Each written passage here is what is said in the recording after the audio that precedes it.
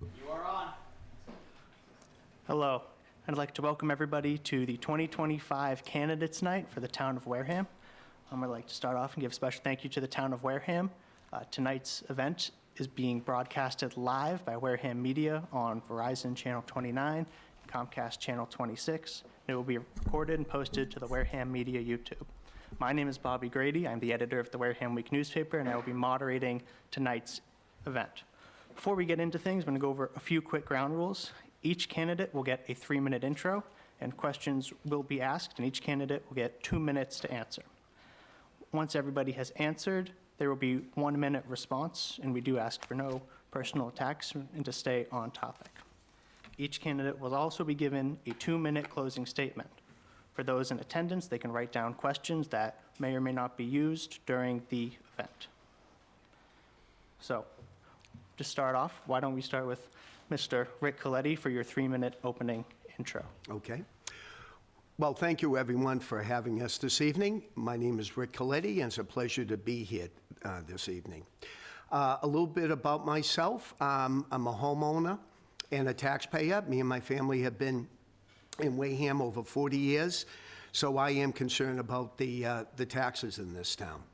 I have a master's degree in criminal justice.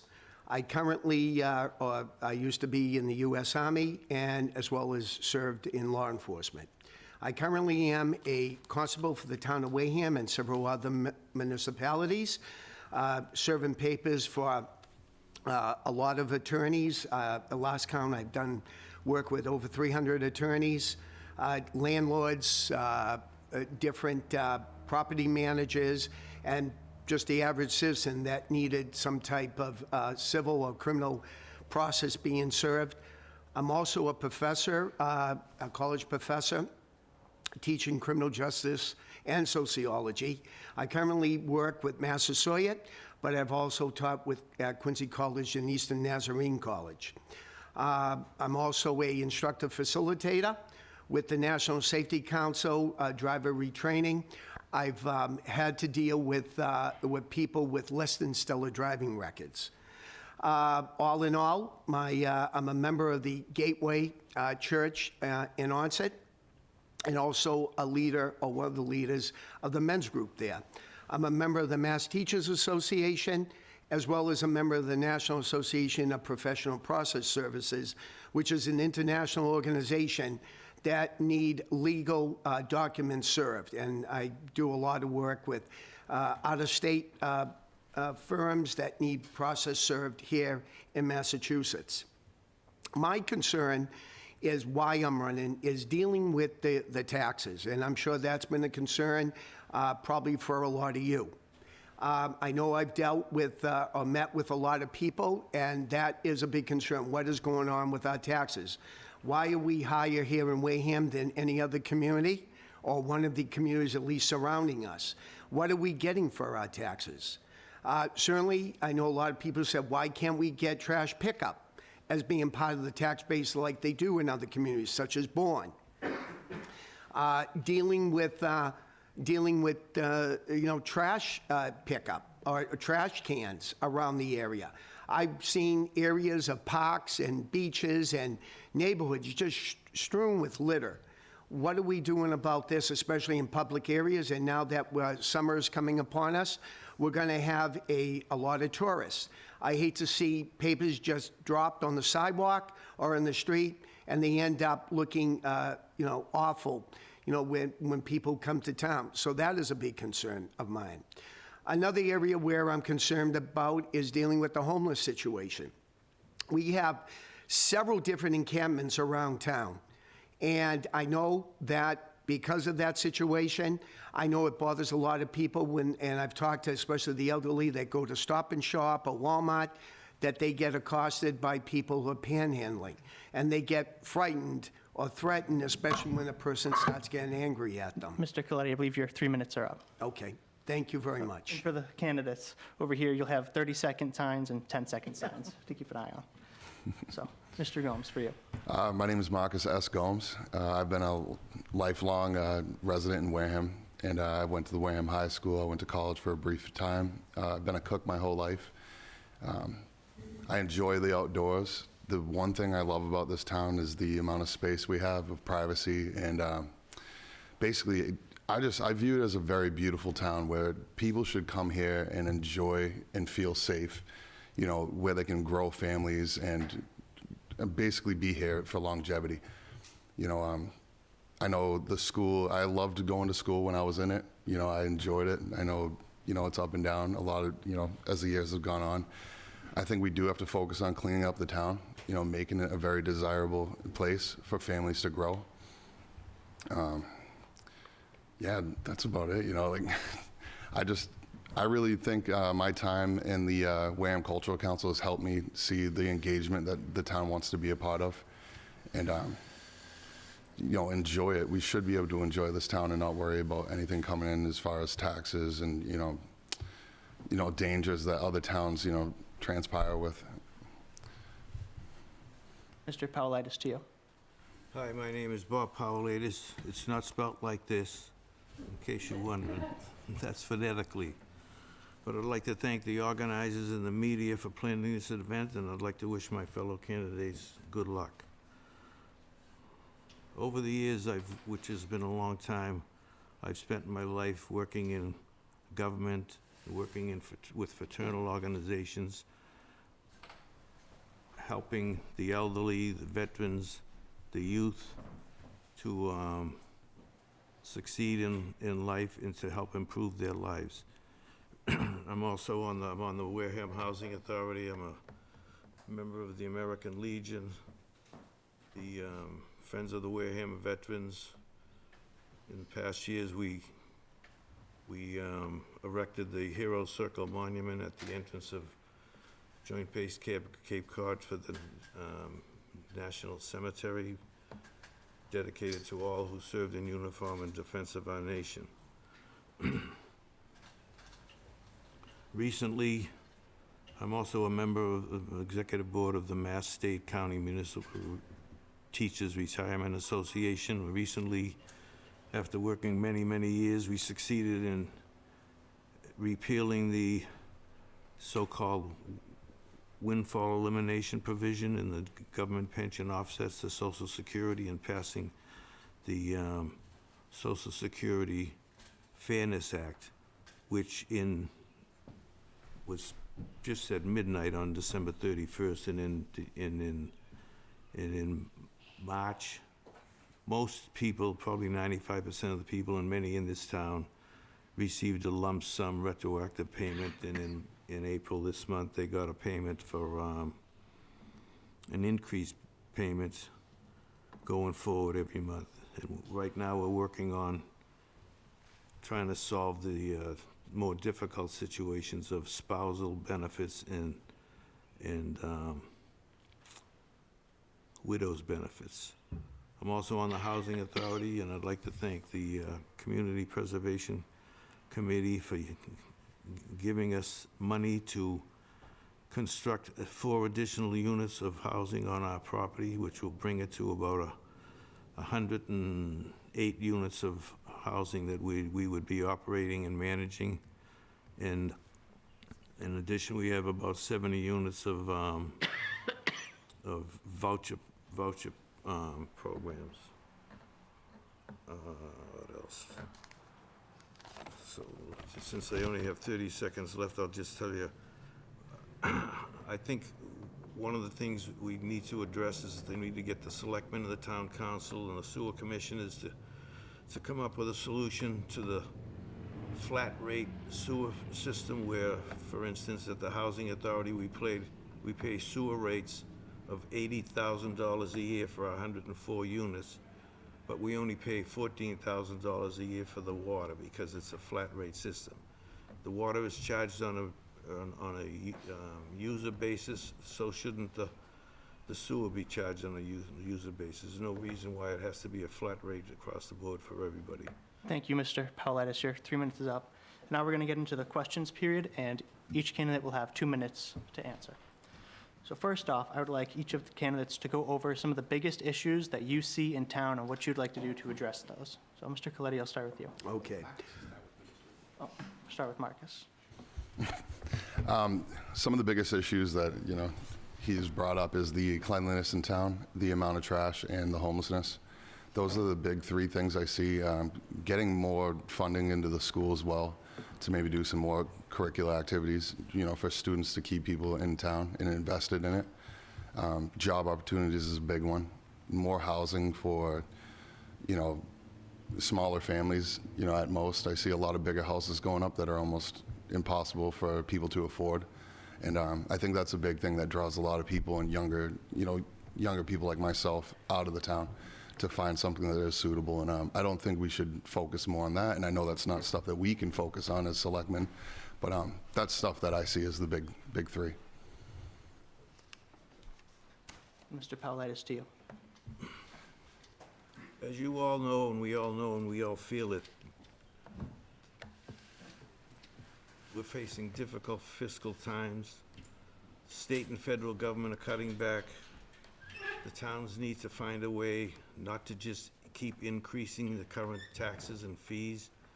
They need to find a way to work together and solve the situation and stabilize and avoid layoffs and avoid cuts. And one of those things I think the town needs to do, again, I already said that need to make equity in the sewer fees. But the other thing I think they need to do is thousands of open building permits in the town. They need to get the town council, the inspection services, and the selectmen need to get together and figure out a way to close those. There's also, they need to expedite the permitting process. It takes a long time to get permitting through the town. And the other thing they need to do is look at tax title properties and auction them off. By doing all those things, they can expand the new growth, add new growth, without actually adding taxes. You add to the tax base, and that's without adding taxes. I think that's about it. Mr. Coletti, to you. Sure. I'd like to get back to the tax issue that both my opponents have brought up. I think it's a big concern, too, because it's driving people out of town, even out of state. And I know one person that has even moved out of the country. The tax base here is exceedingly high, and it's getting to a point where people can't afford it. Never mind to try to pay for electricity and groceries and other things that the typical family of four need to have to exist. And I think that something needs to be done about that. I'm also concerned, too, about what I understand about the improvement of our roads, especially in Onset. Some of them are really atrocious. People that I met on the campaign are talking about, when it rains, it's like having a pond to try to wade through. I know up in Shangri-La, there is one intersection up there, when it rains, you need a rowboat to get across to the other side of the street. It's that ridiculous.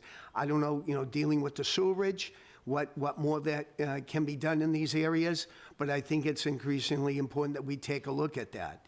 I also concerned of try to revitalize downtown Main Street and other areas in town. One of the thoughts I was thinking of is the Tremont Nail Company. It's just sitting there, and it's rotting away. I mean, I know there's been talk about stuff to be done about that building. I think it's a really antique building. I think something needs to be done of what we can do to draw people to town, especially tourists. Thank you. If any of the other candidates want to respond to each other, you have 1 minute to do so now. I just emphasize the fact that governments spend money, governments pass budgets every year, they keep increasing taxes, they keep increasing fees. There's no talk about stabilizing and working together and cooperating, and we need to do that and not add to taxes. The people at the bottom of the spectrum don't have a place to go to come up with more money to pay the taxes.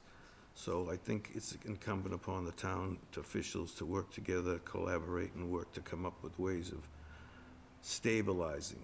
And maybe it's a time to forego doing new things. I know we need new things, but maybe it's time that we pause, because we don't know where this is gonna end and when it's gonna end, and it could be worse than it is. And the state's already blown them $1 billion, and they're in a deficit, and who knows what the federal government is gonna do. And if we get hit with in the middle of the year with insufficient federal and state funding, there's gonna have to be cuts. So we should pause and reflect on how we can save money and avoid increase in taxes. I'd like to address too, in addition to what my opponent said, is looking at how we can also cut our spending and try to put money in areas where there's top priorities to be addressed. I mean, certainly by taxing and spending is not the answer. I think that we need to take a look at on how we can cut back in certain areas. Do we really need this? And sometimes I often wonder, where is all this money going to, if it's not going to the certain areas that I already addressed earlier? Great. And then moving on to some other town issues. Obviously, town meeting was held Monday and Tuesday, and I want to talk about a couple of topics that came up there. So voters approved the new accessory dwelling unit bylaws. Mr. Paulides, I'll start with you on what your thoughts are on that and how you see that impacting the town. In favor of accessory dwelling units, but I'm only in favor of it for family and relatives. I did this in the town of Holbrook where I was before, when we didn't have that, and we did it only for family and relative, grandparents and parents, children and grandparents, children and parents, in the same site, not to open it up so that people can build an additional unit, even though it's small size, and start renting it out. And with that, I noticed that there's a fee for health and department to inspect it. That's another thing that came out of nowhere. It's a tax disguised as a fee. A few years ago, they started imposing an inspection fee on rental units, and then they went and came to charge $25 a unit to inspect it. That's to me is a tax disguised as a fee, because you can't increase taxes, so they create ways of coming up with fees and increasing fees. To me, I don't think that's an appropriate way. That's why I believe that the accessory dwelling unit should be limited to families and not opened up beyond that. Mr. Coletti, to you. Yeah, I feel the same way in the sense that I'm starting to see a lot more of adult children taking in their elderly parents instead of salting them away in rest homes. And I think that is one way that of keeping that family, extended family together. I'm also starting to see a lot more of the children who are maybe even in their 20s and 30s, because the cost to go out on their own is exceedingly high. It's almost, how are they going to afford it? If they're making $100,000 or more, maybe, but anything less, I just don't see that happening. So the kids are staying at home more. So I think having these dwellings, what we call mother-in-law apartments, I think is a good idea. Mr. Gomes, to you. Like they both said, I obviously don't see an issue with it unless it causes distress on the neighborhood. That being view to the ocean, if you have an ocean view, or noise complaints. I mean, it would benefit the family in that case, or, to give it to families. But as far as another revenue of income through renting, you're kind of on a balancing, board right there. How many more places can we put on one property? What is the taxes going to be on that? So that's kind of where I stand. This is the 1-minute response time, if anyone else. No? I think you guys brushed up pretty good on it. Moving on, another thing that voters approved were changes to zoning for solar development, specifically for large ground-mounted solar construction.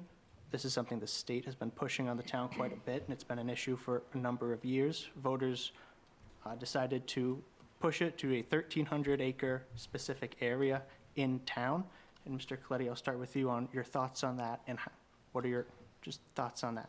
Okay, I am not in favor of knocking down many trees and just to have these solar panel fields We don't know in the long run, over a period of time, what is going to become of them when they start to deteriorate, when they start breaking down, because there are toxins within these panels.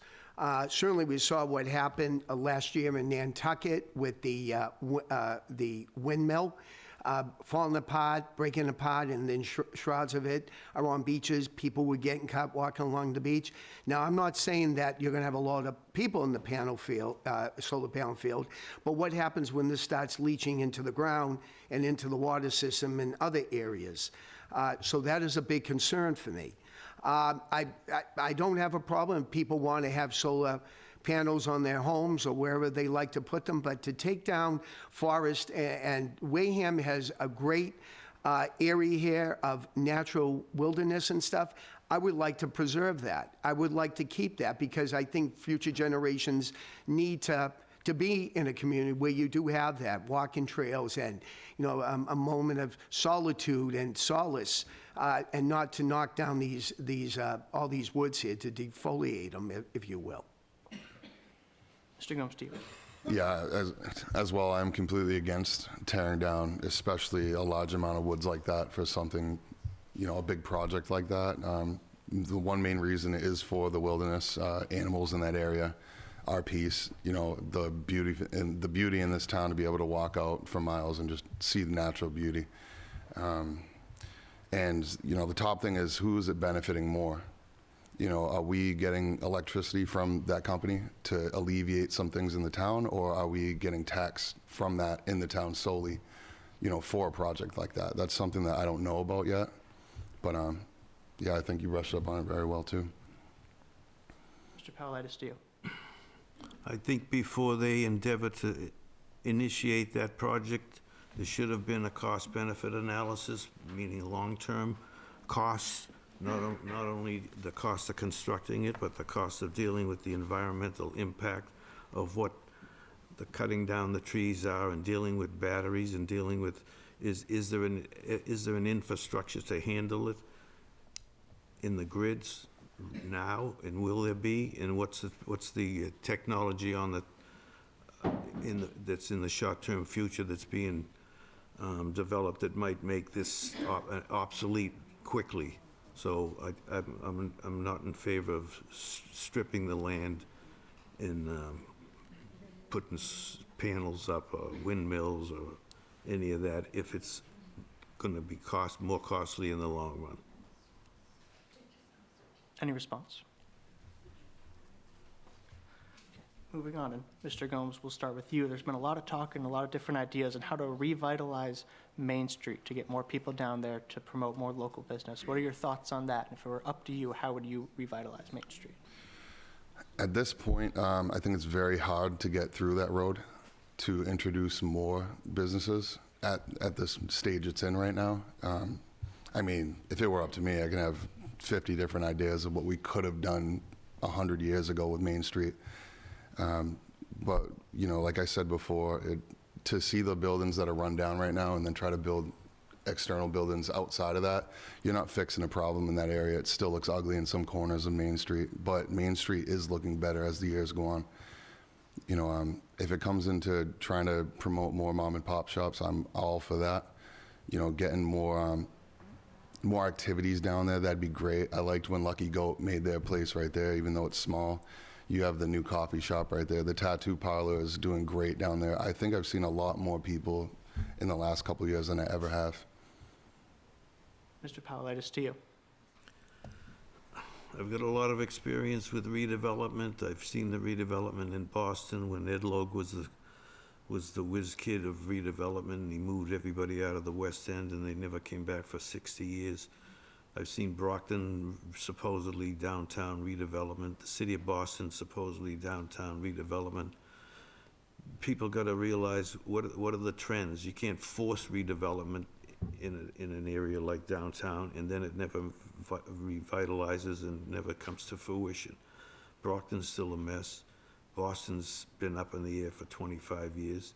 So the bump outs that they have down there was not well thought out, doesn't provide for parking, doesn't provide for snow removal, and when you got ambulances and fire engines running up and down the street, to do what they need to do, and people get out of their car and they take the door off or they take the mirror off the side of the car. I've seen it several times myself.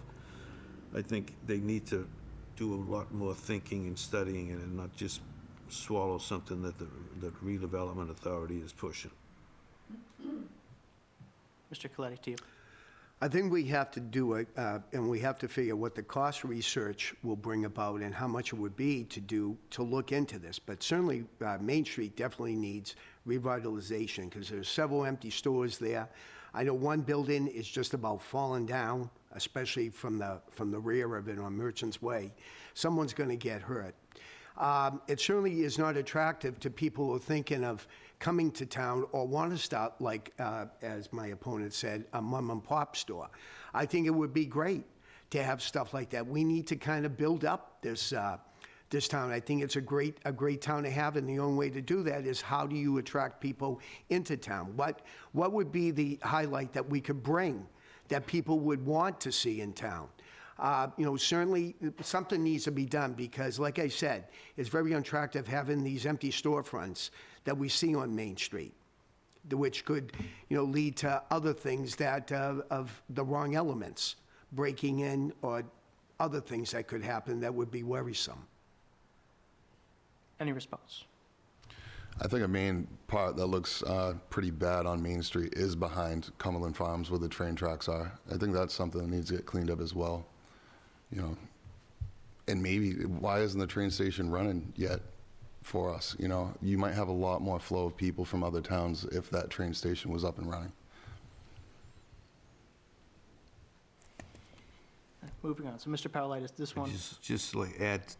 Just because the state and federal government say something like dealing with the homeless or dealing with the downtown or dealing with accessory dwelling units, that doesn't mean we have to jump in head first because they're providing money for it. It still turns out a lot of those things that they push on you turn out to be disasters down the road. So it needs to be well thought out, and how can you revitalize an area under the conditions that you have down there? Not just do it and then be sorry afterwards after you spend all kinds of money. Thank you.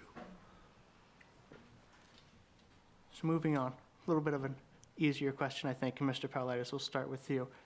Have you been a regular attendee of town meetings in the past? Why or why not? Yes, I have. What was the question? Am I a regular? Yes, have you been a Yeah. regular attendee? Right. Mr. Coletti, No, I haven't due to teaching college classes in the evening. and Mr. Gomes, for you. Yeah, prior to me joining the Wareham Cultural Council, I was very adamant with getting to the town meetings this past year with work. I have not, but it's something I always strive to get to. Any response? And the reason that I asked that is one of the interesting things that occurred last night at town meetings, continuation, is there were a number of young people who spoke up about a topic that was important to them. It was a citizen's petition on a specific kind of rodenticide. And I won't be asking your opinions on that, but what would you do to encourage more younger Wareham citizens to get involved in town meeting and town government? Mr. Coletti, I'll start with you. Well, that's a good question because I'm getting to see a lot of these young people being interested in politics, being interested, especially in local government. So I think it's important to take these kids underhand and teach them what actually goes on in town government, the ins and outs, the expenditures, what we talked about earlier, dealing with taxes, dealing with the other issues that taxpayers are griping about or complaining about. I think we should put everything on the table, and I think that would be a necessary thing for those that might be interested in one day entering into politics.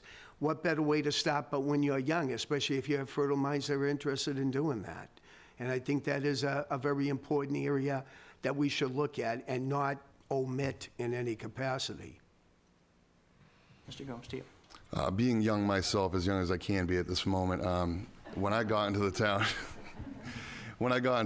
it was something that was kind of it was kind of not pushed on me, but it was out of the blue. I didn't think I would be in the town, and ever since joining the Wareham Cultural Council, it just fed me a little more to learn more about it. The hard part with talking with my peers is some of them don't think they have the time to deal with town endeavors. But they forget that we're all in this town, and unless you speak up or you start something like a petition, nothing's going to get done. And we're the future that this town holds right now. You can continue to get more and more people outside of town to do things for us, but I think showing the teens, not the teens, but the young adults that this is something that they can do and they should do, it's beneficial to the town. You have new minds in there that can help out, give you a different perspective on what you're not looking at every day. And it's been very hard for me to talk to my peers and get them to do something like what I'm doing. But I think it'd be great. It's detrimental that the town gets more and more young people that want to do something with the town. Mr. Paulides, to you. One of the things I started when I came to this town 15 years ago was I noticed that there was only one student selected to go to what is known as the Boys and Girls State at Stonehill College every summer for 1 week. It's a 1 week all expense paid experience, and it's about leadership, government, and civics. Years ago, when my kids were in there, there'd be 20 kids going to school, going to that program. It's civics needs to be part of the curriculum in public schools and any school.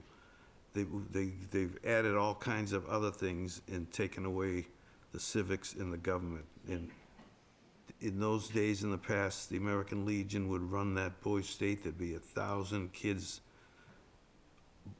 boys at one place and 1,000 girls at the other school. Now, statewide, they have about 500 combined at Stonehill during that 1 week in the summer. And just a few years ago, one of the kids from the Wareham participant at the boys' skate was elected governor, which is the highest position you can get.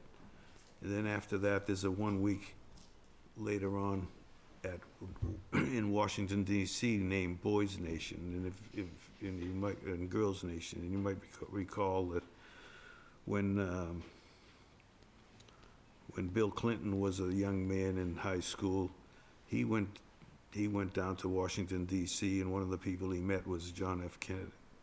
Kennedy at Boys and Girls State. So it's important that the parents talk civics at home, talk government at home, and it's important that it's taught in the schools. It's a vital part of your life. Your life depends on it, and it's important to know what's happening in the town and whatever ways the town can encourage and the schools can encourage kids to be involved. That's what they should do. Any response? I think he brought up a good point of starting it in school.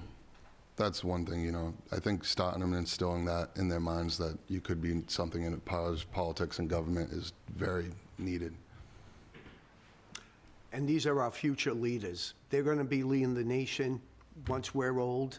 Once we're gone, who's going to take over? So starting off early, knowing the ins and outs, I think is an important way in which that we can start teaching these young people. Great. And we are running a little bit short on times before we get to closing statements. Thinking about the future, where do you see Wareham heading in the next 5, 10, 20 years? And if elected, what would you want to do to get Wareham moving in the right direction? I believe we're with Mr. Coletti. What I would like to see as I was saying earlier, Wareham is a great place to be. You get a lot here that you don't have to go over the bridge for. And I think that we need to utilize it and take advantage of that to draw people in, tourists, bringing good, solid businesses into town here. I think that we have to take a look at what is keeping people away, or what is turning them from staying here and leaving, as I was saying earlier. So we need to take a look at that and try to resolve some of these issues. And like I said, the main thing that people I'm finding is dealing with the taxes, dealing what are they getting for their money. People in Wareham, taxpayers in Wareham deserve the very best. Why can't we give it? And I would like to be at the forefront to see what we can do in establishing that. I would like to see Wareham flourish. I would like to see more families coming in here, more small businesses. We don't need, although big box stores are great, we have online shops we can get a lot of stuff at. I would like to see more mom and pop shops, more kids outside riding bikes, enjoying the parks, enjoying going to school. That's more what I would like to see as a lifetime resident here. Mr. Paulides. Wareham is a beautiful town. It has 50-odd miles of waterfront. The thing that needs to be done is have to realize that the cost of living here is just higher and higher, and it keeps getting higher, and people have to be able to afford to come here. And in order to do that, the town has to figure a way to minimize their costs and maximize the experience of people that want to live here. The building permit costs in this town, in every town, is skyrocketing, and they add time to the process, and it's all driven by bureaucracy. Takes a year to get things done, and if they can't streamline that process and make it more efficient and effective and less costly, people won't be able to afford to come here. Any response? So Marcus, we'll start with you for a 2-minute closing statement. Well, thank you for your time. Thank you for my two opponents for running as well. If I do get elected, I would hope to bring change into the town. And maybe even being as young as I am, I might be a stepping stone for another young person that wants to be in town and wants to do something more for this town and see it flourish in beauty. And just thanks for having me here. Mr. Paulides. I stick with my basic premise is the town needs to find ways of collecting, for instance, the revenue that's owed to the town. Many years ago, when Governor Dukakis was governor, and he was cutting back all over the state because they didn't have the money, we came up with the idea of auditing the amount of non-tax revenue, because what do governments do? They appropriate money, they spend money. They didn't look at the receipt side of the equation. And there was money owed to the state, and at that year when we finished the audit, there was $367 million of money owed to the state. That was a good windfall for that year, because once you start collecting, and then what they did is they made budgets contingent upon collecting the revenue. If you had $1 million budget, they'd give you $800,000 from spending, and it'd make you collect the other 200. It was called retained revenue process. So you got to think outside the box and find a way to not waste money. Waste is the cruelest tax of all. Mr. Coletti. Well, Tip O'Neill once said that all politics is local, and what more can be true than where we are today and come May 6th? I think we need the taxpayers to step up and take a look who is the better candidate in addressing the issues that we talked about tonight. I know as I've been going around and talking to people, some of the things, as I mentioned earlier, is how do we keep our taxes low? How do we bring revenue in the town without burdening the taxpayer themselves? I mentioned earlier about the homeless situation and whatever else of the homeless encampments that is going around town. I think that is an issue we need to address. And is it because of that the educational that they have, aren't they getting good jobs, or did they drop out of school? And we don't even know if some of these homeless people are coming from other areas of the state here. So what are we doing about this? How is that going to be to try to lessen what we're seeing when they're coming panhandling or doing other things? This is where that the resources in town need to address this.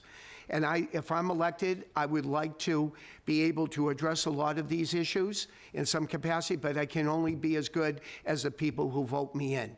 So I hope come May 6th that you will see a different change of things moving forward. Thank you. Thank you. And we will now take a 1-minute break. Thank you. Thank Thank you, and I'd like to welcome everyone back to the Town of Wareham's 2025 Candidates Night. We just finished speaking with the 3 candidates for the 1 2-year Select Board seat race. Sitting in front of me now are the 3 candidates for the 2 3-year seats that will be available on election night. So I'll now turn it over to the candidates, starting with Mr. Chadwick for your 3-minute intro. Good evening. Thank you, guys. Thank you, everyone, for coming and for having this tonight. For those of you that don't know me, my name is Jared Chadwick. I've been a member of the Select Board for the last 3 years. I am up for re-election. I will give you guys a brief history of me. I'm originally from Nantucket. I met my beautiful wife, Marilyn, and she told me I had to get off the island with our boys, and we did. Originally from here, and she is. I fell in love with this town.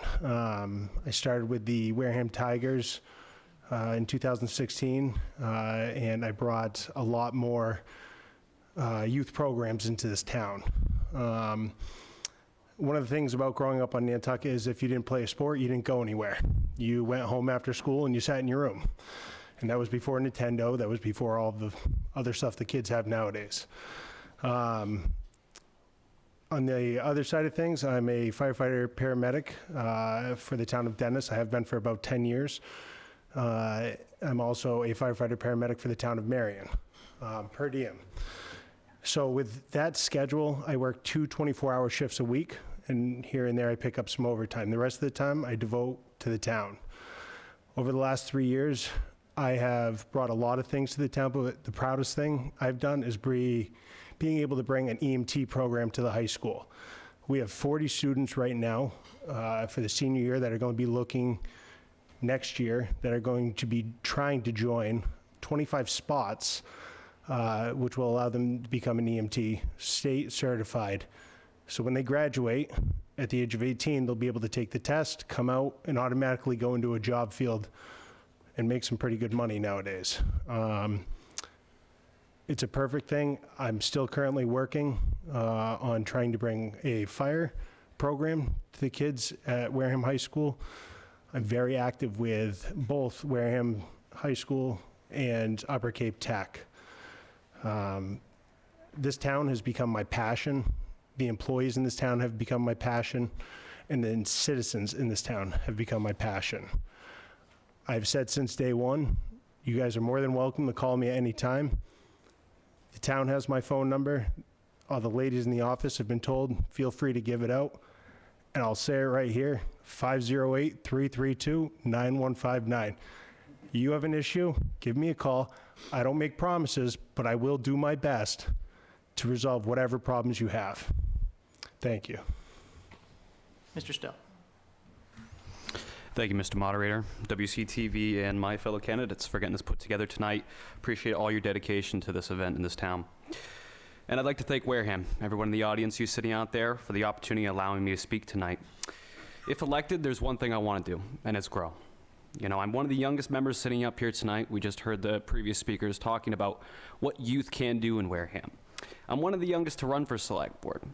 And I represent the new generation, you know, the people that are going to fill the shoes of the local leadership within the next few years. So when I say that word grow, I mean it literally. I've lived in Wareham for 23 years. This is my home. It's where I want to build a future, raise a family, and deepen my roots. My experience is strong with Wareham, all right? It's a long list, so bear with me. I'm a graduate of our Wareham school systems. I am a founding member of Wareham Business Association. I currently serve on Conservation Committee, and I've been involved with plenty of other town discussions around solars and ADUs. I've done some work with Wareham DECA. We've recently started a local cleanup group called Wareham Clean and Green that has brought some tremendous results to our community. This campaign isn't really about me or any of the candidates here tonight. It's about you. It's the people of Wareham and their future. It's all about listening, working together, and moving forward with some fresh ideas. And our community is full of great people with great ideas and strong values. So if I'm elected, I'll make sure that every voice is heard. I'll make sure that every concern is taken seriously. And whether that's sidewalks, taxes, or you don't want solar, it's no matter the issue. There's some solutions here that the everyday Wareham person can benefit from. And by putting my name next to yours, I'd like to make those solutions a reality. Let's start a fresh dialogue I believe this town should be engaging in, and thank you. I yield the portion of my time. Mr. Swan. Well, good evening, everybody. My name is Mark Swan, and so I've been here since 2005, and when I first moved here to Wareham, I was told that you're going to love it here. And when I first got here, or actually, let me go back. When I was growing up as a kid, I never heard of Wareham, I never heard of Onset. Never knew it existed. One time, I got lost traveling down 495. Like, you can't even find Wareham when you get lost. I ended up in Buzzards Bay. And so when I did discover Wareham in 2005, and my wife and I moved here, what we did is I had to remodel my house because I'm a carpenter, and I've been a contractor my whole life. I went to Blue Hill Regional, Vocational Technical School in Canton, and that's where I took structural woodworking, so I earned my diploma in structural woodworking. And so because of my skills, my abilities, for instance, as a kitchen installer, I learned how to talk people off the ledge. And, you know, because when a person's spending $20,000, $30,000 on the kitchen and there's one little tiny nick in a cabinet, you got to know how to fix that. And so I learned how to fix problems. And I developed really good public relations skills. And in fact, when I was campaigning, I was traveling around Wareham, I was knocking on doors, and I was meeting people. And the one thing that I discovered is that there are so many elderly people in Wareham. And I was very disturbed by the conditions that I saw people living in Wareham. So I'm also very concerned about the tax base. You know, I'm concerned that these elderly people are paying the same amount in taxes as other homeowners. And in fact, when you look at the tax base in Wareham is actually, it's a higher tax base here than it is in our two neighboring towns of Bourne and Marion. Marion. But yet our home values are less than those two towns. So, but getting back to my abilities, I really believe that I have problem-solving skills, and I really believe that I could utilize those skills in Wareham's government, because Wareham has problems. And, it's been mentioned here, about the rundown buildings and about, well, I'll mention the broken guardrails that I see in various places like Stonebridge. And I only have 10 seconds, so that's my story. Thank you. Now moving into the questions. Mr. Stowe, we're going to start with you. What are some of the biggest issues that you see in town, and how would you plan on tackling them? So as I mentioned in my opening statement, one big issue we've been seeing is the amount of litter within our streets. We've done some good work on getting rid of that. Though the town does a good job on getting most of this stuff, there is a need for a constant caretaking plan. If elected, I'm wishing to work with Don't Trash Wareham, along with my personal group, Wareham Clean and Green, and doing not so much an annual cleanup, but a quarterly. I would love to see 4 or 5 cleanups within a year that actually give results to the community throughout the entire year. I don't think that's our biggest issue at all. We are a great town. We are coming back on our finances. Taxes, it's a controversial topic. I believe we're one of the lowest tax billed within this county, and that's something I'm not really willing to look at. Our budget is good. Our money is good. We're making money in this town. We just got the new BDOD district within the solar. We're accomplishing things in this town every day, and rather than focus on the negative, let's focus on the positive. Let's give some more attention to our community, our trash, and the everyday things people go through when they're walking or driving in this town. Because we got to keep it clean. We got to keep people wanting to stay here and invite others to come as well.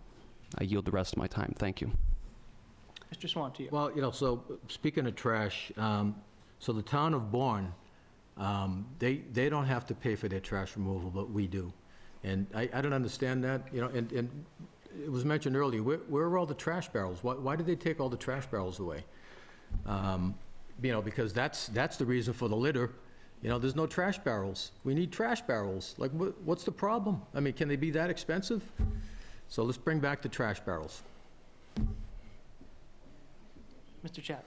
Can you repeat the question real quick? Yes, what are some of the biggest issues that you see in town, and how would you plan on tackling them? All right. I know everyone keeps talking about taxes, but comparable to other towns, we're at $3,961 for the average single family tax bill. And for towns around us, like Bourne, which is $5,711, I'm not too worried about the taxes either. Yes, I would like to see more people over the age of 65 having more of a tax break. I have no issue with that whatsoever. Obviously, as two people to my left have said, the trash needs to be done, it needs to be dealt with some more. We are a carry-in, carry-out community. That's what helps us keep our tax break down. If we want to have trash cans at every corner in this town, then we're going to have to hire more people, which means we're going to have to put in some more tax, higher the taxes. Personally, I moved to Wareham for the reason that I could afford it. My parents live in Sandwich. I don't want their house. You can give it away. I'm all set with that tax bill. I think the other thing that we need to concentrate on is helping our seniors and helping the youth want to stay here. It's a big issue. I'm seeing it, and I can tell you right now, I'm happy both of my boys want to do what they want to do, but they've told me they're leaving, but they want to leave Massachusetts altogether. I'll remind the candidates after each question, you will have a minute to respond to any of your other candidates, should you wish. Yes. To Mr. Chadwick's comments about the youth staying in this town, as you can see, I am a very young face. All right, there's no lie. There is a big disconnect when it comes to students within our school. They end up leaving. They end up going to Florida. They think it's nice and warmer down there. The truth is, this is my town, and I wish to stay, and the only reason I wish to stay is because I was born and raised here, and I'd like to continue that kind of deep-rooted feel, but many of the people that come into the system in Wareham at that youthful age aren't seeing the benefits that could happen. I'm involved in politics. I'm involved with plenty of town discussions. It's because I care. Get the passion back into the school systems, get some energy in the youth, and they'll want to stay here and contribute to the society. Thank you. So I just wanted to go back regarding the elderly, and the situation that I see in Wareham regarding the elderly is that, they, I was my mother's caregiver for a year and a half. I was her 24/7 caregiver, and I know what it's like, for elderly people to fail, and especially for elderly people to be overtaxed and overburdened, and to be living basically in squalor. And this is what I see in Wareham. And I'm very concerned about that, and I don't know why it's not an issue, in the town government, why it's not brought up in meetings. So that's one of the things that I would bring up. Thank you. And moving on, and Mr. Swan, this question will start with you to Mr. Chadwick and Mr. Still's point of talking about the youth at the town meetings continuation on Tuesday night. Several young voters in town voiced strong opinions on a citizen's petition for a specific ban of rodenticide. I'm not going to ask you about rodenticide, but how would you encourage more young people to get involved in the town? Oh, you're not going to ask me about rodenticide? Okay. 'Cause I did have an opinion about that, but well, the YMCA, Young Men's Christian Association, I used to work for the YMCA, not this one, but in West Roxbury, and, that was the goal of the YMCA. The goal of the YMCA was to bring youth, that's why it's called the Young Men's Christian Association, and it was to bring the youth in. I'm pretty sure there used to be a Boys and Girls Club here, back when I first moved here, and I think it's closed. That should be brought back. Like, why is that closed? Why is it not here? Yeah, so that's my point on that matter. Mr. Chadwick. Can you ask the question again, please? Yes. How would you get more young people involved in town government? So I think in today's day and age, I think the biggest problem is you have single-family homes or single-parent homes, a lot of those parents aren't able to do that. They're devoting their time to their kids or working multiple jobs. That's the state we're in. That's the issue. I think we need to really publicize more about having things easier for them to get to. Meaning, let's put our meetings on some sort of other social media, like make them live on YouTube. I'm not sure that's technical stuff. I'm the kind of guy that is outside working instead of playing with computers, so I'm not sure how that is, but make it more easily accessible for them. And my wife and I, the same thing. Thank God for her, is if you have both of us with 2 kids at home, she's able to watch the kids. That's the only reason I'm able to do this.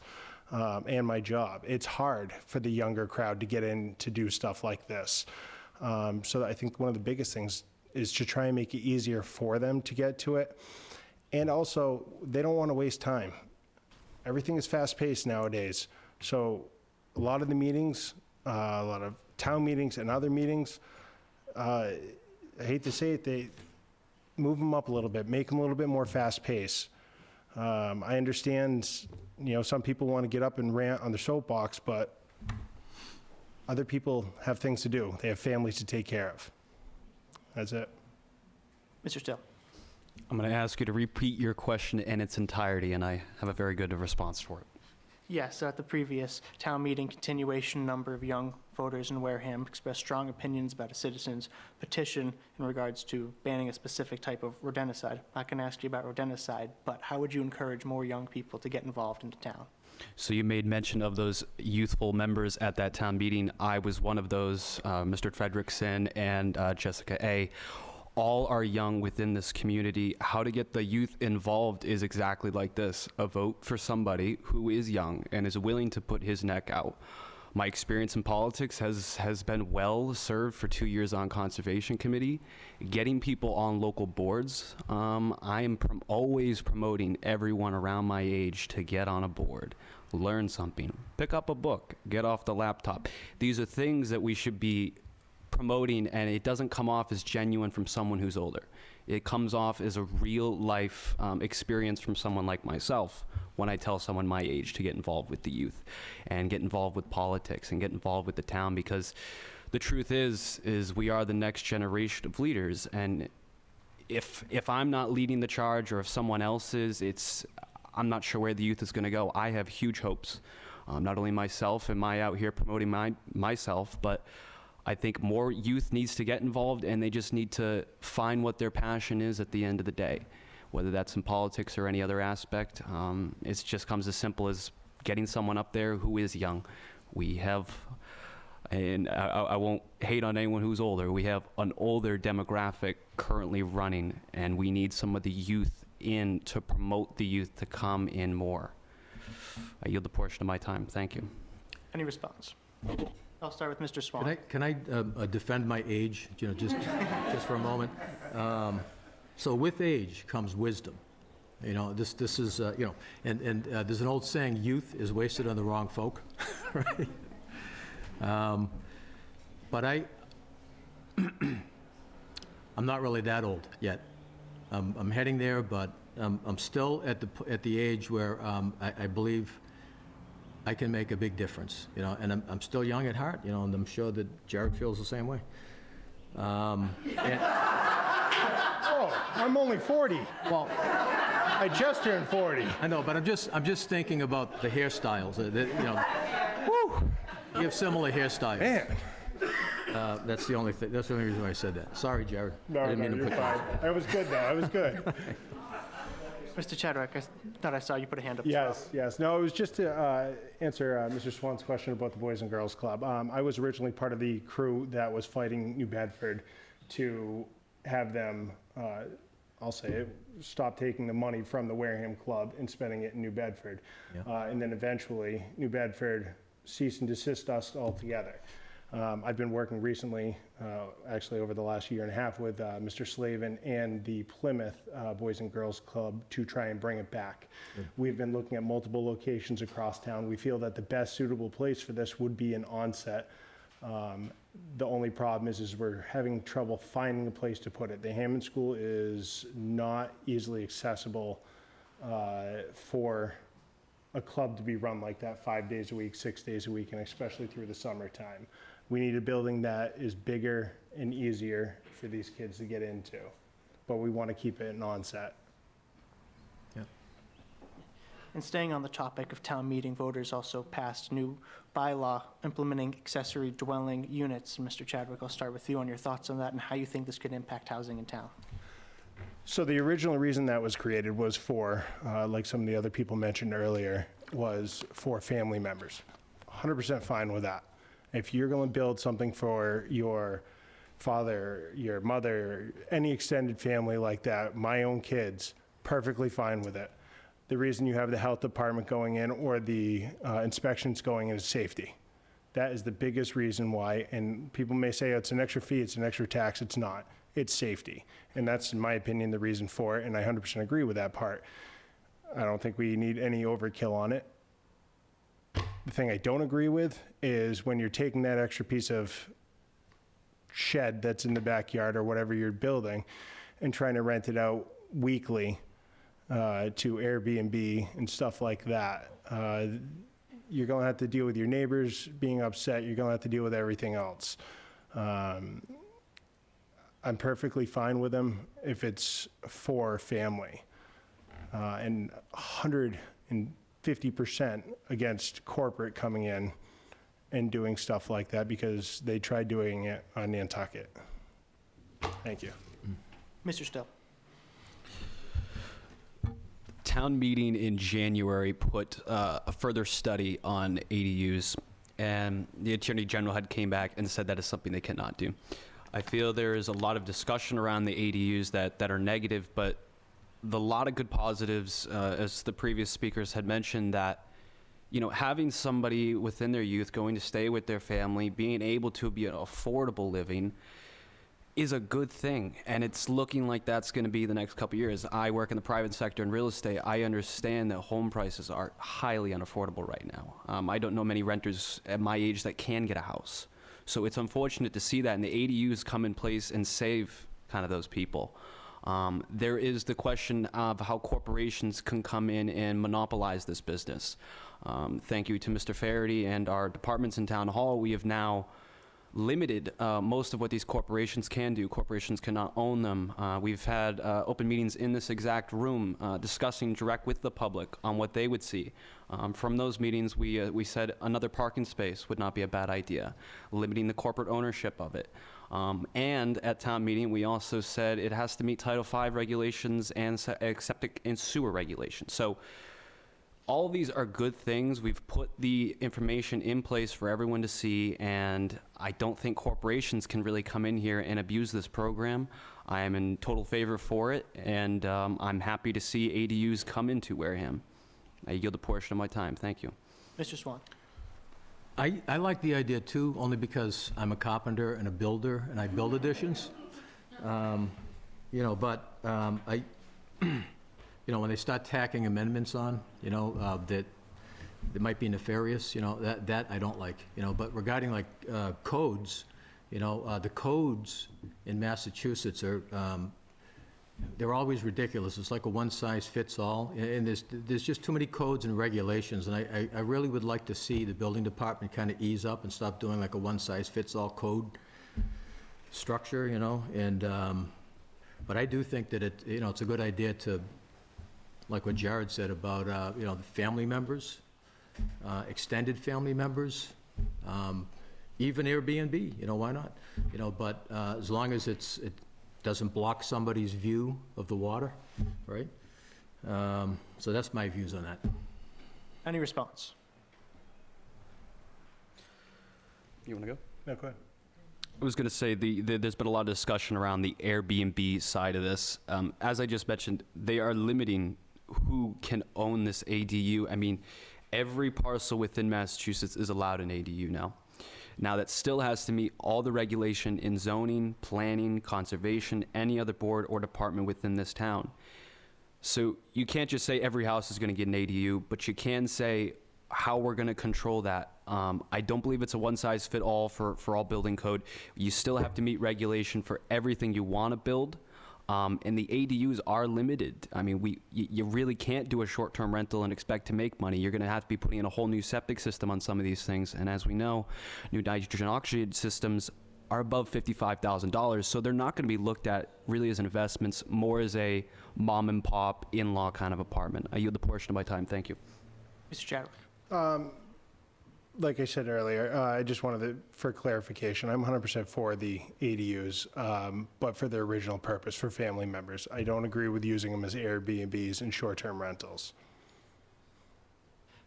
Another thing, Mr. Swan, did you have Sorry. a response? Well, because what was mentioned, the nitrogen regulation, that was brought up in a town meeting back a couple of years ago, and it got shot down, because it was going to force homeowners to have to install these nitrogen regulation systems in their storage, 15, 20,000, but you say it's 50,000 now? Yeah. So they were going to try to force all the homeowners of Wareham to put one of these systems in. And I'm just glad, what troubled me is just the fact that the select board even brought that to the town meeting, because that was just, it really fired up the town. It was wrong. We are going to move on. We are on limited time. Another thing that voters approved were changes to solar zoning in town in regards to large grounded solar construction to a specific 1,300-acre area. And I believe we're on Mr. Still. We'll be starting with you. What are your thoughts on that, and how do you see that impacting the town? So again, sitting in the same room, I had some of the same discussions and direct feedback with the public. And I was looking forward to town meeting the other night, having a positive reaction. Unfortunately, the state is feeding solar down all municipal governments' mouths. It's a hard one to bite. The fact that we had limited solar just to this one small area called the BDOD district, Business Overlay District, and it's good because the state can no longer say, we're putting it in where we want. At least Wareham has a voice and a sound that says and signals, okay, we'll allow this solar, but in a certain part of Wareham. Of course, the Attorney General still has to get this in front of them, and we will see the outcome, but I am in favor of it. I am not a big fan of solar on its own. Clear cutting is not a very good thing. The leaching PFAS chemicals that can come off panels is another bad downside to solar. So limiting an area where it may not have as much effect in some other areas. I mean, on other boards, I have seen some questionable projects come in front. But overall, solar is not a bad idea. It's just usually in the bad places. And I think the places we're proposing it currently right now after that town meeting are a very better fit than where it was. Thank you. Mr. Swan. Yeah, I'm like an all-of-the-above energy policy guy. And, so there's nothing wrong with solar panels if they're on people's properties, on their roofs and so on, but you put them out in fields. I looked up, I did some research on the chemicals. I mean, I should have written these chemicals down because it's unbelievable the kind of chemicals that are inside these units. And they're so toxic, they're so bad that when there's a house on fire or one of these solar fields on fire or whatever, the firefighters have to stay away from it because it's such toxic gas that's produced. And, like never mind if they ever somebody breaks one, a tree falls, it leaches into the ground. They're extremely toxic, so we really don't have the technology right now regarding, these solar, and also the battery storage, because they have to, that's associated with it too, and battery storage, I believe there's a fire over in Carver, right? These fires, like I said, the fire departments avoid, they don't even go near it. They just have to let it burn out because it's just too toxic. So I don't think the technology is really here yet for that, and I think we need to do more research. Mr. Chadwick. I'm going to be very straightforward and blunt with this one. I don't believe in taking solar panels and putting them in places where we have beautiful trees and beautiful landscape and everything like that is a good idea. I'm done with the solar panels. I've had enough of them. Get rid of them altogether. Find some other way to have clean energy. I'm completely done with them coming in and clearing out everything. Places where I ride my bike, my kids walk through the woods, I'm done with it. Find a different way. Not to mention, they are, like Mr. Swan said, extremely dangerous. I've been in the fire service since I was 15. I attend so many classes at Mass Fire Academy, left and right. I just finished some. I just finished my state hazmat tech. In that class, we're learning about all the chemicals and hazards that are coming from these solar battery banks. We don't have classes in Massachusetts yet on teaching us on how to put these out. We've seen the fires all across the country. One of these fires happens, we're gonna sit there with a monitor from the truck and just let it go. And all we're gonna do is put all the water on the fire, and all the fire from the water gonna go right into the drinking system. And guess what? Carver, Marion, Wareham, every surrounding town, your drinking water's gone. We're gonna be in one, Yep. yeah, if you know what I mean. Without saying anything else, I'm done with them. Yeah. And I'm more worried about what's going to happen if a battery bank comes into this community and we lose it. Because it's going to take every surrounding fire department to try and sit there and put it out. And they don't want to listen to our regulations. They're not going to. They're coming in with their multi-million-dollar companies and saying what they want and doing what they want. Thank you. Yes, So Mr. Swan. I just had another issue with this too, is that, yeah, so what troubles me about solar panels too, you know, these municipal projects or whatever, is it like, why doesn't it bring down our energy bills? Why is it, you know? Because you're paying more. I mean, it just doesn't make sense, you know? It's like if you're going to have solar, if you're going to vote on having solar in your community, why doesn't it bring down our energy bills? Hello? It's wrong. I just wanted to reiterate on Mr. Chadwick's points. Solar is very harmful. From taking out trees to the leaching chemicals it can have. We just denied a project off of Maple Springs Road for some of the same concerns we both addressed here tonight about the PFAS chemicals, about the dangerous lithium batteries that can get it put out.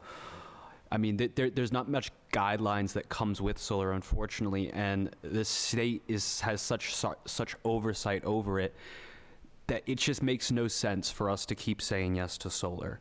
I hate it. I personally don't have it on my house, but if I did, I probably couldn't get the fire department to go crawl up there and grab it. Mr. Chadwick could probably tell you more on that. Solar is good if you want to lower your bill. It's just not a good product overall. It leaches, it harms, and it's just horrific for this environment. Thank you. So, to back Mr. Still on that, so I do have solar on my house. It really hasn't brought down solar, the electricity bill that much, but I also have 2 teenage boys that leave everything on. The worst thing about having solar on a house is we have no way to vent the roof. When there's a house fire in there, we vent the roof, we try and get in, and we try and save lives. If we can't vent that roof, we can't go through those solar panels, the chance of you living is a lot less. And yeah, I have them on my house, unfortunately. It is a scary subject, kind of a double-edged sword with them on your house. Yeah. But there's also a fire extinguisher every 10 feet in my house as well. I'd like to transition a little bit to some of the conversations that have gone around for revitalizing Main Street. And I believe Mr. Swan will be starting with you on, if you were put in charge on revitalizing Main Street, getting more people down there, bringing in more local business, how would you do it? Yeah. Well, I was at the town meetings when they were, you know, passing this revitalization project, and I have no idea what they were talking about, you know, what they were proposing. It just wasn't clear. You know, so when I go downtown, you know, and I look at the downtown area, I see the railroad tracks, you know, so they were talking about waterfront. They were talking about, you know, making it like a, you know, more appealing waterfront, but yet you have a railroad there. So what do? Move the railroad tracks, right? I did hear some kind of crazy statements about, you know, the reasoning for raising the buildings up, you know, beyond, you know, what they're allowed to be raised now, was because somebody said that the ocean waters were going to rise up and flood all of Wareham Center. You know, so that was the reasoning for raising the buildings up higher. And Okay. And, but as far as ideas go, I mean, you know, has been mentioned here, you know, there's so many abandoned buildings, and what's so unattractive for businesses to come into this town? Like, why aren't people coming in, like the Cranberry Flooring Company, for instance, right? It's been abandoned since I've been here, you know, for 20 years or longer. Like, why is it not an attractive community for businesses to come in to these abandoned buildings, especially downtown and along the Cranberry Highway? Like, what is the problem? You know, that's what I want to find out. If I get elected to the select board, you know, I'm going to go in with my eyes wide open, and I want to know why. Why is this happening? Mr. Chadwick, to you. So I think one of the biggest things that we need to do is start enticing outside companies to come in, look at Main Street, and whether we start doing tax breaks or whatever for these businesses to come in.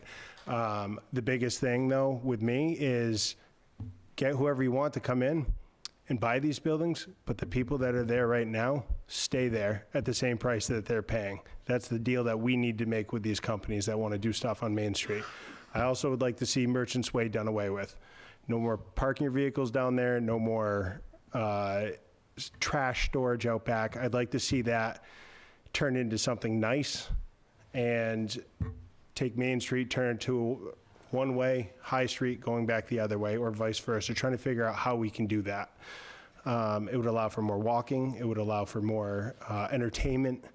I don't want to say to look like the Plymouth waterfront, but it would be a little bit like that, is what I'd like to see done down on Main Street. Mr. Still. So I am a founding member of Wareham Business Association.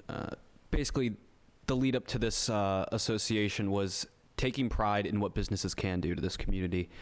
Main Street, at least from the time I've been alive, has definitely seen better days. I remember all the Swan festivals that used to happen over there. And all the great events we used to host. Getting businesses and vendors to come in and do more of those festivals, while at the same time helping promote Wareham Main Street, get those businesses cleaned up. There's been old buildings sitting there forever. You even go further down Main Street, Tremont Nail Factory. A lot of these plans fell through. Unfortunately, we came after COVID, and you know, COVID was not a good time financially for anybody or planning wise. I'm pretty sure we are on the way back, and we just need some good ideas. Whether that's a festival, whether that's the town coming in and taking over an abandoned building on Main Street, or using businesses within Wareham Business Association to help influence other businesses to come here. As Mr. Chadwick said, going door to door to these businesses and saying, hey, look, come to Wareham. We need to build this community. I've had conversations with people involved in WBA who want to maybe hire outside consultants who have done some great works in their community and come in and give their advice about what we can do to better Wareham. Because clearly Wareham Main Street needs some work. Onset actually has been coming up. We have a brand new playground. We have that brand new park being put in. So there are businesses, there are things happening within this community to make it look prettier and nicer. Main Street should just be the next step, and that just takes a little bit more attention. Thank you. Any response? Well, you know, just also mentioned, you know, when he mentioned the projects that are going on at Onset, I walk around Onset all the time, and you know, so you have the stone bridge, and on the stone bridge you have railings, and the railings look like they're as old as the bridge itself, you know, and they're just completely deteriorating, and you have, of course, you have broken street lights all over the place. You also have other guardrails up along Shell Point that are all broken up and everything, and I think that, you know, we should be putting some attention to those things, especially that bridge, you know, because that bridge it's a beautiful bridge. It's an old bridge. I think it was built in 1920. You know, it'd be such an easy thing to fix, you know, to fix those railings. I could do it myself. Mr. Chadwick. I will say one thing about those streetlights. They have all been replaced and repaired, and within a week, they've been taken out by citizens from Onset or residents, as we'll call it, because they don't like them in front of their house, or they don't like them being that bright in that area. And that's just an FYI. So scratch the street light, They have been completely replaced, the bulbs have been replaced in them, and then within a week, they just get taken back out. Mr. Still. There was the mention of the stone bridge. Mr. Chadwick could probably go into detail about how necessary it is to get Fearing Hill Bridge fixed up. Currently, I'm not sure on the exact fact if that weight limit was lifted, but emergency vehicles cannot travel across the Fearing Hill Bridge, which puts residents at risk of needing medical care. Those projects should be on the priority. Those stone bridge definitely could use some work as well. Fearing Hill is one of those bridges that I believe we actually approved at a town meeting to set aside some funds for that, because that is a huge priority. We cannot leave residents over there without any EMS or fire truck care. Picking those projects that are the priority is what we should be doing within the next few years of this town. So thank you. No more questions. Yes, and then transitioning back to one of the more contentious town meeting items was the purchase of a 19.37 acre piece of land for $1.2 million using Community Preservation Fund. I would like to, who am I on? Mr. Swan? Sure. You? Okay, so we'll start with you on what your thoughts on that project were. I'm not familiar with the area. I think it's along a river, right? Is that what they said?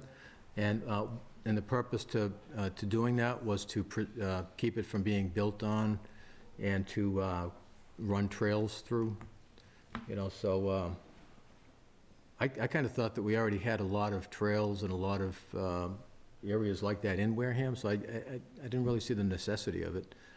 But people voted for it, so I probably would, inside, I don't think it would have been a good idea. Mr. Chadwick? So I think it was a great idea getting the property. Yeah, I'm not too happy with the price tag, but at the same time, I've personally watched with where I used to live, where I'm originally from, with them not preserving land. And I don't remember who sings it, but Paved Paradise, open up a parking lot, is what we definitely don't need to have happen here. I've watched it happen. I love this town. I moved to this town. I don't live down Cape. I don't want to live down Cape. I don't want to live towards Boston. Yeah. I want this town to stay the same way it is, but we can bring it into the future with some other little things here and there. And that property is perfect for people to come walk along the water's edge. And I heard a rumor that there's some pretty good clamming spots in there, but I'm not telling anyone. Mr. Stowe? I was fully supporting this. The price tag is a hefty one to munch down on, and again, I will use the same words. In this exact room, those applicants had came and asked conservation about this, and one of the questions I asked was, how does the negotiation process happen? I absolutely love walking trails. I go on quite a few of them in town, and we do have a lot. This one is just an addition to the many we have, which also promotes people to come here and walk them. Cremisa is a place I grew up. I love Cremisa. Going down to that walking trail is something I'm going to look forward to. Like I said, that price is my only issue here. I would think everyone up here kind of supports more walking trails, and to have that price be the only contention is a little hurtful. I think if we're going to keep doing this, we need to negotiate a little bit more. From my knowledge, there were developers looking into that land. I'm not sure if they ever had any permits filed, but something I am sure of is that they scooped it up in time to keep it in with Wareham, and that's something I fully support. Thank you. Any response? Well, sounds good to me. I changed my mind. So before we get into closing statements, I just have one final question, and Mr. Chadwick, we'll start with you. If you get reelected, what do you plan to do to help Wareham be better for the next 5, 10, 20 years, and just for the future in general? So I'm currently working on a lot of projects, and with my background, I'm not going to lie, most of it is related to youth and emergency services, police, and that side of stuff. That's because that's what I know best. Like I said, one of my biggest things that I'm trying to bring to this town is free CPR training and AEDs put throughout the community. I cannot begin to tell you how much red tape and how many roadblocks I've hit trying to find funding for this where it doesn't come back to the town or come out of any of our accounts. And we can't go to private funding because you can't do that as a town. So I'm finding any and other way possible to do it. As for the CPR stuff, I've actually gotten my old EMS officer who's going to join me, and hopefully by the end of June, we'll have free CPR classes each month. I'm going to owe him a couple cases of beer for it, but that's okay. I want to start another building committee for the police department. I want to get that going because I believe the site right next to the school, right next to the town hall would be a perfect place for it. It would be also a great idea because it would protect, with everything that's going on in this day and age and school shootings and stuff like that, I feel that would be a great place to put it. And I think we need to start looking at it now instead of later because the price of everything keeps going up. There's a lot of stuff I'm actively working on already in this community. And within the next 10 years, I'm hoping to see our youth participating more with the stuff that I'm doing now and they take over. Thank you. Mr. Still? Can you repeat the question again? Yes, what do you, if elected, what do you want to try to do to help prepare Wareham for the next 5, 10, 20 years and just for the future in general? Well, the first thing that comes to my mind is, as I said in my opening statement, is the people of Wareham have their own ideas. I'd like to give them the platform first. Town meeting turnout, although we have 20,000 residents, we only had about maybe less than 200 at that town meeting. Promoting more to the community and getting the public's input is what's going to get the ideas that everyone loves. I have my own ideas on this. Revitalizing Main Street Wareham is something I'm actively working on with WBA. We are working on programs, festivals, in all sorts of ways, and I'd invite Mr. Chadwick to one of those meetings to help see if there could be funding for kind of some of those programs. And that's how we should kind of start with this, is education, group events, and festivals. Bring back the life, bring back the, I don't mean to quote in CPR here, keep them alive, you know? Wareham is not breathing as well as it should, and some of the things I'll be working on within this town is helping get that breath back to full rhythm. Starting with businesses, getting more involved within this community. Then again, the trash pickup in town, that's certainly something I'm already working on, and I'm hopefully to see something on that soon. And that's another project I want to work with. There are plenty of other things, but really, first and foremost, is what do the people want? I don't think they are represented enough. And I'd like to hear their input on many things, and I'll be doing the people's work if I'm elected. Nothing back from me. Thank you.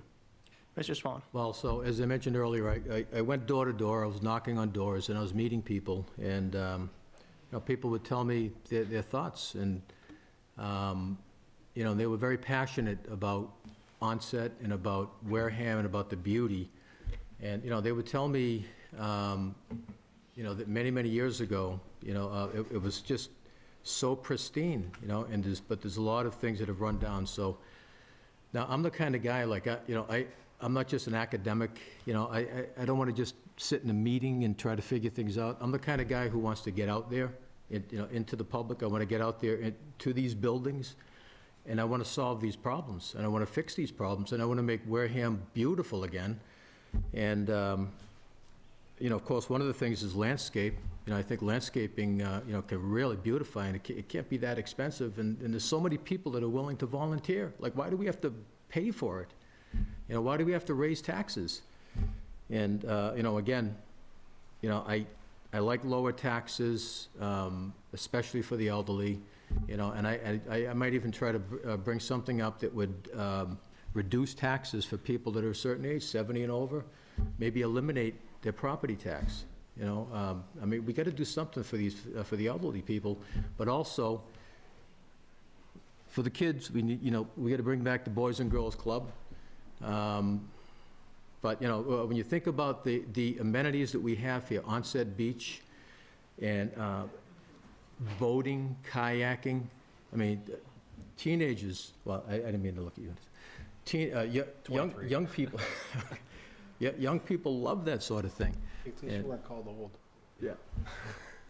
And so, all those things have to be, just made better, and that, I mean, this is what I do for a living. This is my life. Yes, sir.